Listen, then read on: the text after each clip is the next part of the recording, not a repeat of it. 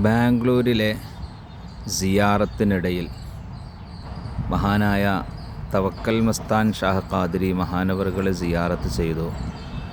ശേഷം അവിടെ നിന്ന് മെട്രോയിൽ 20 രൂപ ടിക്കറ്റ് എടുത്ത് ലാൽബാഗിൽ വന്നിറങ്ങി. ലാൽബാഗിൽ AD 1760 സുൽത്താൻ ഹൈദരാലി കമ്മീഷൻ ചെയ്ത് പിന്നീട് ടിപ്പു സുൽത്താൻ പണി കഴിപ്പിച്ച 240 ഏക്കറിൽ വ്യാപിച്ചു കിടക്കുന്ന ലാൽബാഗ് ഗാർഡൻ്റെ കാഴ്ചകളിലേക്ക്. പൂർണ്ണമായും മരങ്ങളെ കൊണ്ട് നിബിഡമായ വ്യത്യസ്തമായ കാഴ്ചകളുള്ള ലാൽബാഗിലെ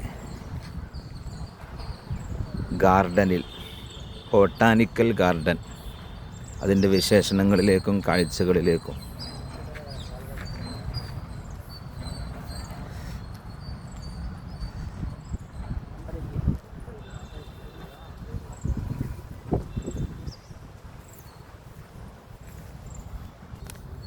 ഗാർഡനിലേക്ക് കയറാൻ 50 രൂപയുടെ ടിക്കറ്റ് വലിയ ആളുകൾക്ക് എടുക്കേണ്ടതുണ്ട്.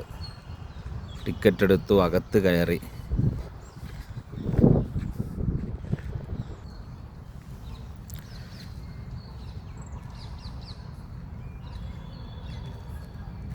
പഴയ കാലത്ത് നിർമ്മിച്ചു. വലിയ പുരോഗതിയൊന്നും അല്ലെങ്കിൽ പുതിയ സംഭവങ്ങളൊന്നും സജ്ജീകരിച്ചിട്ടില്ല എങ്കിലും പഴയ കാലത്തുള്ള ചരിത്രങ്ങൾ അയവിറക്കുന്ന ഒരുപാട് കാഴ്ചകൾ നമുക്കിവിടെ കാണാം.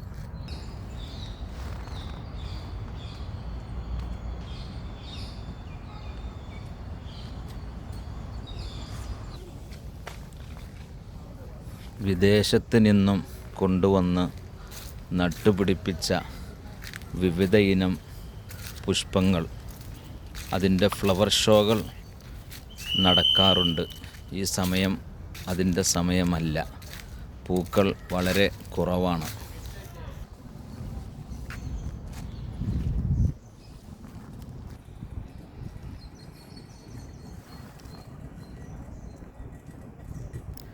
ചുറ്റിക്കറങ്ങാൻ ഇതേപോലെയുള്ള ബാറ്ററി വാഹനങ്ങൾ ചെറിയ വാടകയ്ക്ക് ലഭിക്കുന്നതാണ്.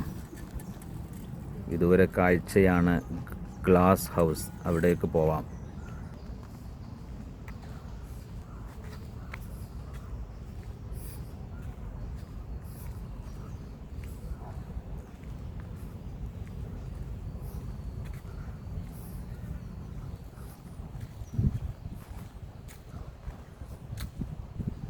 ഉണങ്ങിയതും പച്ച പിടിച്ച് ഇഴതൂർന്ന് നിൽക്കുന്നതുമായ മരങ്ങളും പല വർണ്ണങ്ങളിലുള്ള ചെടികളും. അടുത്തതാണ് ബൊട്ടാണിക്കൽ ഗാർഡനിലെ പ്രധാന ആകർഷണീയ കേന്ദ്രമായ ഗ്ലാസ് ഹൗസ്. വിദൂര കാഴ്ച കാണാം.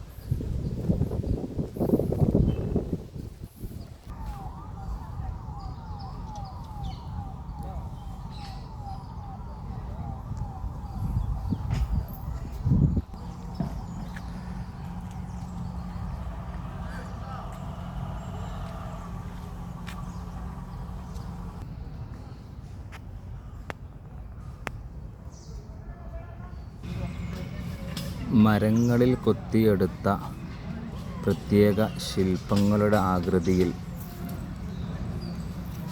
നിർമ്മിച്ചിട്ടുള്ള ഒരുപാട് കാഴ്ചകൾ ഇതിൻ്റെ അകത്ത് കാണാൻ കഴിയും.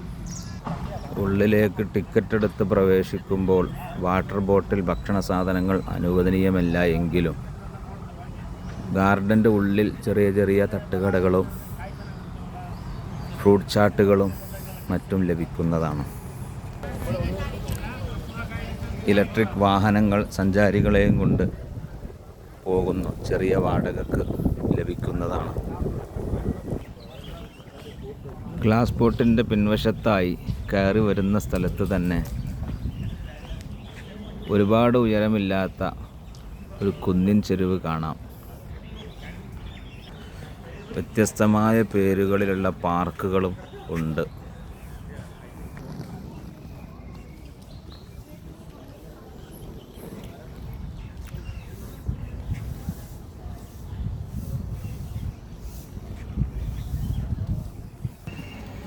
നടന്ന് ക്ഷീണിച്ചു.